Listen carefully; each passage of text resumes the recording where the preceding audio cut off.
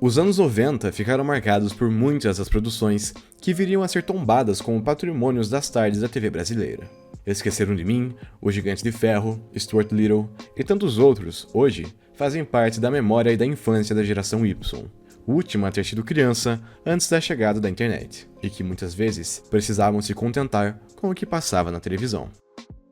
Se aproveitando do sucesso que o ator mirim Macaulay Culkin havia conquistado com seu trabalho em Esqueceram de Mim, Meu Primeiro Amor chegou aos cinemas em 92, com intenções parecidas. Ser uma história simples, divertida e envolvente com jovens atores.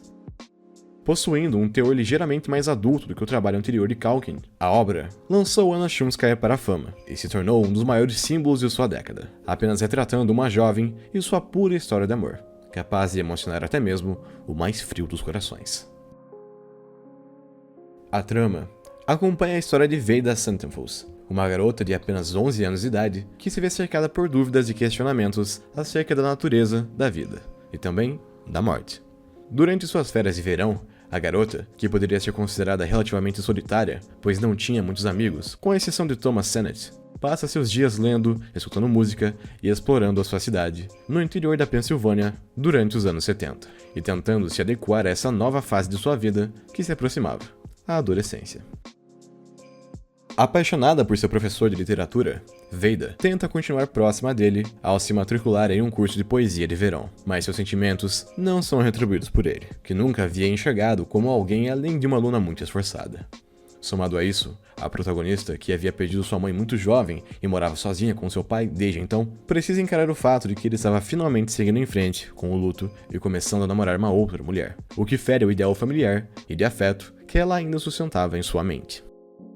Diante de tantas mudanças e acontecimentos, Veda passa a fugir e sair de casa com cada vez mais frequência durante o verão, o que a faz se aproximar cada vez mais de Thomas, o que faz com que, aos poucos, ambos se aproximem cada vez mais, o que em dado momento culmina no surgimento de sentimentos amorosos entre eles, e também nas primeiras experiências, isso é, o primeiro amor. O ponto da trama que mais chama a atenção do espectador logo de cara é, sem sombra de dúvidas, sua protagonista, que mesmo sendo apenas uma garota de 11 anos de idade, consegue transparecer e transmitir uma aura muito mais crescida e de certa forma madura do que a sua aparência e corpo mostram. Sua inteligência, capacidade de falar sobre inúmeros assuntos e rapidez, apesar de serem louváveis, se mostram não como indício de genialidade da personagem, mas sim o resultado da negligência que vinha sofrendo e a obsessão que havia desenvolvido por seu professor de literatura, o qual tentava impressionar a todo custo, o que apenas escancarava ainda mais a imaturidade emocional que cercava a personagem, e a qual cobraria seu preço futuramente. As companhias de sua idade não eram totalmente satisfatórias, pois como a própria Vera descreve, não eram intelectualmente estimulantes, o que fazia com que a garota se isolasse e permitisse que pouquíssimas pessoas se aproximassem. Entretanto, mais do que isso, também fica implícito que um certo grau de inadequação, uma incapacidade da garota de lidar e de se relacionar de forma saudável com aqueles que estavam à sua volta. Outra provável consequência de sua criação distante e sem um acolhimento psicológico presente, o que deixou que inúmeros pensamentos ambíguos florescessem na mente da garota, principalmente os relacionados com uma suposta responsabilidade na morte de sua mãe, que havia tido complicações no parto em seu nascimento. Por passar grande parte da obra se considerando como a responsável pela morte de sua mãe, e por ter uma funerária anexada à sua casa, Veda pode ser descrita como, no mínimo, uma personagem obcecada e fascinada pela ideia de morte, o que é ironizado pela trama com o suposto medo que a personagem demonstra ao se aproximar de cadáveres. Mesmo que temesse esse destino inevitável de todos os humanos, o que a tornava hipocondríaca, isso é, alguém que possui a crença de que está doente ou mesmo morrendo, Veda também era uma grande entusiasta das descobertas e das supostas aventuras que teria uma vez que deixasse esse mundo. Como Thomas escreve em dado momento, ele acreditava que sua amiga agia de tal forma, pois, por ter tanto medo dos mortos, se juntar a eles era a única saída lógica para resolver essas diferenças entre eles, pois assim não seria perseguida ou notada por eles, apenas seria mais uma. Somado a isso, Veda, que era naturalmente curiosa, também começa a experienciar as primeiras transformações e dramas da adolescência, como o coração partido e as mudanças no corpo, o que apenas geravam esse estado de constante dúvida na personagem, seja em relação ao mundo onde vivia ou quanto a si mesma. A falta de supervisão do seu pai, que evitava encarar e lidar com os problemas que sua filha exibia, foram se replicando no comportamento da garota, que mesmo sendo tão inteligente, como a trama não cansa de apontar, Ainda assim, se recusa a lidar com as questões mais simples da vida, apenas porque tinha medo da resposta e do que encontraria no final dos caminhos por onde ousasse adentrar. A falta de atenção constante de seu pai, que parecia estar sempre ocupado com as questões do trabalho, e principalmente a falta de amor e amizade que a garota parecia sentir, pois parece magoada quando percebe que não tem nenhuma amiga na escola, faz com que ela se isole cada vez mais, se prendendo em seu próprio mundo de imaginação e idealismo, o qual consegue ser acessado apenas por Thomas, que tenta incessantemente se aproximar da garota, não desistindo nem mesmo nas vezes em que ela é grosseira, pois seu amor o fazia suportar absolutamente tudo. Veida estava sempre fugindo para seu pequeno mundinho idealista, onde sua mãe ainda estava viva, casada com seu pai, e todos viviam em uma vida feliz. A recusa da protagonista em aceitar o novo relacionamento de seu pai, mais do que uma berra infantil, é também um reflexo da falta de resolução que a garota tinha com seus próprios demônios. A culpa que sentia secretamente por se sentir responsável pela morte de sua mãe a fazia se odiar, e em certo grau, dava origem a todos os problemas e comportamentos nocivos supracitados. Viver em um mundo de fantasia e sem culpa era mais confortável do que encarar a realidade, pois a realidade, apesar de ser animadora e cheia de possibilidades, ao mesmo tempo, também era aterradora e cruel, uma ligação a qual a garota vinha aprendendo desde muito cedo. E ao ter que ver inúmeros enterros e mortes tristes ocorrendo e sendo lamentadas dentro de sua própria casa.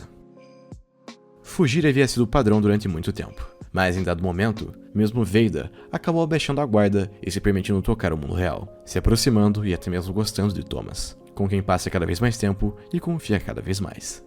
Contanto como meu primeiro amor já havia demonstrado, a vida pode ser bonita, mas ela não é benevolente.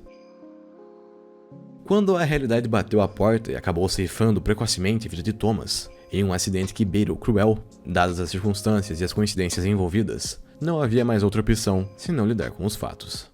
A morte de sua mãe, o envolvimento de seu pai com Shelley e mesmo a ausência de amigas na escola eram todos eventos que conseguiam ser ignorados e postergados. Mas não a morte de Thomas, que chegou para destruir e desafiar o frágil emocional de Veida, que finalmente precisou lidar com todos esses demônios de uma vez só, mesmo sendo apenas uma garota. A vida parecia ter chegado em um momento sombrio, em um ponto onde a própria Veida parecia desejar morrer, para assim continuar próxima do garoto, e também de sua mãe. Uma perspectiva mais sombria chega a ser sugerida, mas é também nesse momento que a personagem conquista tudo aquilo que mais desejava, o amor e a atenção de seu pai. Assim como a garota, Harry percebeu que não podia continuar vivendo na negação e se recusando a lidar com os problemas do mundo real, desde seus próprios dramas até a responsabilidade que tinha como pai. O que o faz esclarecer muitas das dúvidas de sua filha. Uma conversa que se demonstrava muito necessária há muito tempo, e que havia sido adiada pelo medo de como acabaria. A morte e a perda podem ser terríveis, mas o ato final também mostra que, apesar disso, independente de religiões, crenças ou laços, a vida continua para aqueles que ficam, e deve continuar a ser vivida.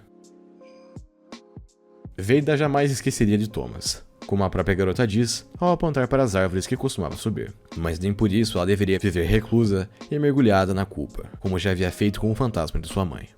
Não havia valor em viver com medo do perigo e de se machucar, muito pelo contrário. A incerteza é o que torna a vida mais valiosa. Os machucados podem doer, mas assim como tudo, eles também se recuperam, possibilitando assim que a vida continue, cada vez mais resiliente e bela.